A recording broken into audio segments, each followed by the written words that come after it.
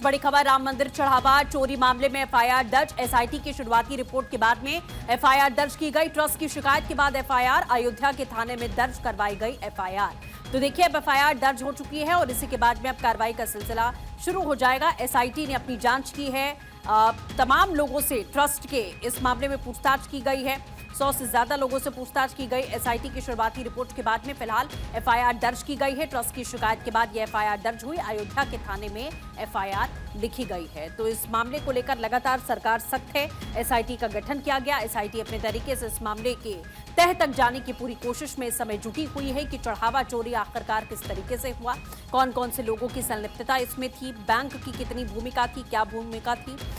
इसी के साथ में ड्राइवर से पूछताछ की गई, किस तरीके से पूरा कैश गिना जाता था, पूरा प्रोसेस क्या था, उसकी प्रक्रिया क्या थी, कैसे उसको जमा किया जाता था, उसकी देखरेख की कमेटी में कौन कौन लोग शामिल थे।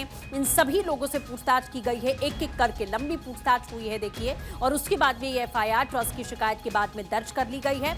अब इसके बाद आगे की कार्रवाई का सिलसिला शुरू हो जाएगा। तो बड़ी खबर आपको बता दें, राम मंदिर चढ़ावा मामला बेहद संदिग्ध ये मामला रहा कि आखिरकार इतनी करोड़ों का चढ़ावा चोरी करने का मामला यहां पर सामने आया था कि आखिरकार कैसे ट्रस्ट के भीतर से इतनी बड़ी चोरी कैसे हुई, मंदिर के भीतर से चढ़ावे को लेकर इतना बड़ा घपला आखिरकार कैसे किया गया। तो हर एक जुड़े हुए व्यक्ति से, जो ट्रस्ट से जुड़ा हुआ है, जो इस पूरी प्रक्रिया से जुड़ा हुआ है, लेन देन की प्रक्रिया, देखरेख की प्रक्रिया, इसी के साथ बैंक से जुड़े हुए जो कर्मचारी हैं जिनको ये जिम्मेदारी यहाँ पर दी गई थी और कैसे कैश पहुंचाया जाता था, इन सभी लोगों से पूछताछ यहाँ पर की गई है। और फिलहाल अब एसआईटी की शुरुआती रिपोर्ट के बाद में ये एफआईआर दर्ज कर ली गई है। माना जा रहा धीरे धीरे करके ये जांच आगे बढ़ेगी, चूंकि मामला बहुत ज्यादा सेंसिटिव है, मंदिर से जुड़ा हुआ है, चढ़ावे से जुड़ा हुआ है। ट्रस्ट के तमाम लोगों से पूछताछ यहाँ पर की गई है और उसके बाद में तह तक जाने की कोशिश की जाएगी कि आखिरकार असल दोषी कौन है, किसने इस पूरे मामले में लापरवाही की, किसने गबन करने की कोशिश की या घपला किया है,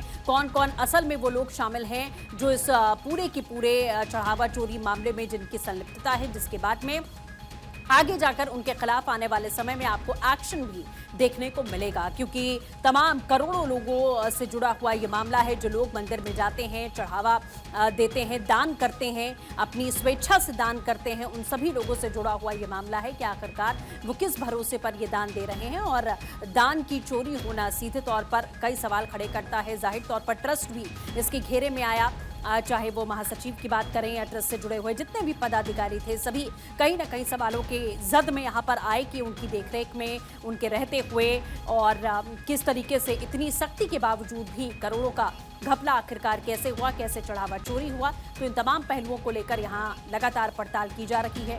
तमाम ट्रस्ट से जुड़े हुए लोगों से पूछताछ यहाँ पर की गई, संबंधित लोगों से पूछताछ यहाँ पर की गई, जिसके बाद एसआईटी की शुरुआती रिपोर्ट के बाद में अब ये एफआईआर दर्ज की गई है और आने वाले समय में आपको कार्रवाई और एक्शन भी जरूर देखने को मिलेगा। क्योंकि सीएम ने खुद इस पूरे मामले को लेकर लगातार वो मॉनिटरिंग कर रहे हैं। उनकी ओर से कई बार इसे लेकर खुले मंच से साफ कहा गया है कि जो भी इसमें संलिप्त पाया जाएगा, जो भी इसके जिम्मेदार होंगे, उनके खिलाफ में कड़ी कार्रवाई जरूर की जाएगी और उस पूरे मामले पर आप राजनीति भी ना करें। इसे लेकर भी साफ तौर पर सीएम की ओर से ये बड़ी बातें कही गई और पूरी मॉनिटरिंग उनकी ओर से की जा रही है। नीलेश हमारे साथ जुड़ चुके हैं। नीलेश, क्या कुछ जानकारी है? एफआईआर दर्ज की गई है।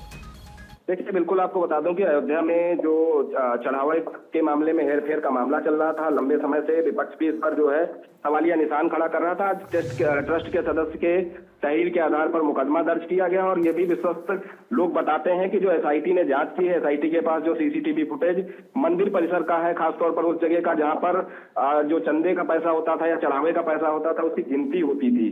उस सीसीटीवी फुटेज में दिखे एक एक कर्मचारी की विधिवत जांच होगी और जांच में जो भी दोषी पाया जाएगा उसके ऊपर कठोर कार्रवाई होगी। अभी तक जो जानकारी मिली है उसमें 6 लोगों के खिलाफ मुकदमा दर्ज कराया गया है। और इसी बीच एक और बड़ी खबर आ रही है कि अखिलेश यादव ने मुकदमा दर्ज होने के बाद तंज कस दिया है। अब तो इनके कांड देखकर कोई वो गीत भी नहीं गाएगा कि चल, और इस डैश डैश करके उन्होंने एक्ट हैंडल पर जानकारी शेयर की है।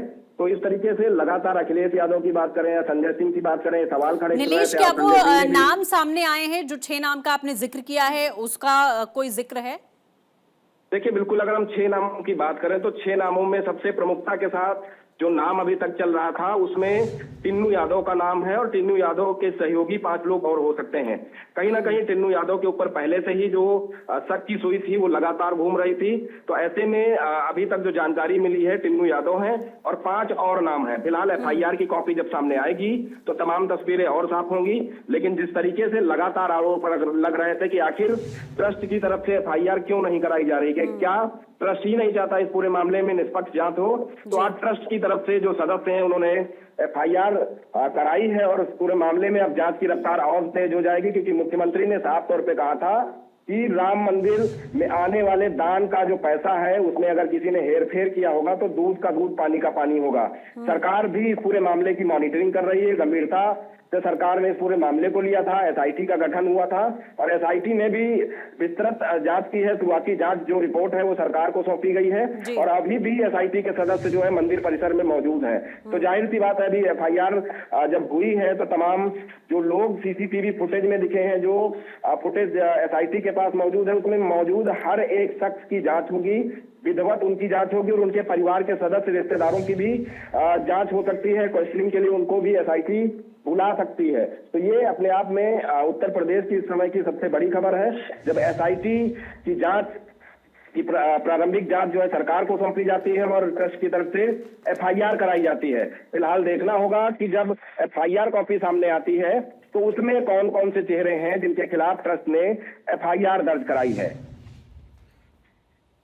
नीलेश बने रहिए आप हमारे साथ। देखिए बड़ी खबर आ रही है, इस पूरे मामले में एफआईआर दर्ज करवा ली गई है। लेकिन नीलेश उसमें 2 सबसे बड़े सवाल उठ रहे हैं। चंपत राय और अनिल मिश्रा का नाम इसमें नहीं आया है। जो नाम आए इसमें 6 कैशियर समेत लोगों के ऊपर एफआईआर दर्ज की गई है। अब सवाल उठ रहा है कि चंपत राय अनिल मिश्रा के नाम इसमें नहीं है। इसको लेकर कोई अपडेट, कोई जानकारी? देखिए बिल्कुल, अगर हम चंपत राय की बात करें तो कल चंपत राय को लेकर भी सोशल मीडिया पर बड़ा भूचाल आ गया था, जिसमें कहा जा रहा था कि काकभुसुंडी कार सेवकपुरम में चंपत राय के दफ्तर से गायब है। जब इसकी तहकीकात हुई तो जो काकभुसुंडी की प्रतिमा थी वो बाकायदा चंपत राय के दफ्तर में पाई गई और जो अन्य चांदी की प्रतिमाएं थी, सोने की प्रतिमाएं थी, बाकायदा वहां रखी हुई हैं। दिन उनकी पूजा होती है। तो ऐसे में उस बात पर विराम लग गया और चंपत राय भी लगातार ये कहते हुए दिखाई दिए हैं कि इस पूरे मामले की निष्पक्ष जांच हो, जो दोषी हो उस पर कार्रवाई हो। फिलहाल देखना होगा मामले में किस तरीके से जो आरोपी बताए गए हैं उनका क्या कबूलनामा सामने आता है, उनके सहयोग में कौन कौन था कि इतना बड़ा राम मंदिर परिषद में उन भक्तों के साथ धोखाधड़ी हो रही थी जो अपने गाड़ी दान के तौर पर देते हैं ताकि मंदिर में व्यवस्थाएं सुचारू हो सके और जो देश विदेश से श्रद्धालु वहां पर पहुंचते हैं तो उनके लिए भी व्यवस्थाएं ठीक रहें। तो उन तमाम चीजों को लेकर अब विस्तृत जांच होगी, क्योंकि एसआईटी ने भी ये माना है कि जो उन्होंने जांच रिपोर्ट अभी सरकार को सौंपी है वो प्रारंभिक जांच रिपोर्ट है, फाइनल जांच रिपोर्ट नहीं है। तो ऐसे में एफआईआर दर्ज होना अपने आप में ये साबित करता है कि मंदिर का जो ट्रस्ट है वो भी चाहता है कि इस पूरे मामले की निष्पक्ष जांच हो और जिसने प्रभु श्री राम के मंदिर को बदनाम करने की साजिश रची है उसके ऊपर कठोर कार्रवाई हो। फिलहाल बताया जा रहा है कि 6 लोग हैं जिनका एफआईआर में जिक्र है। अब देखना होगा कि अयोध्या पुलिस इस पूरे प्रकरण पर किस तरीके से कार्रवाई कर रही है। हालांकि कुछ देर पहले हमने लखनऊ जोन के जो एडीजी हैं प्रवीण कुमार, उनसे संपर्क करने की कोशिश की। हालांकि उनका नंबर व्यस्त मिला और वो भी इस पूरे मामले में निष्पक्षता के साथ जांच करने के लिए लगातार मॉनिटरिंग कर रहे हैं।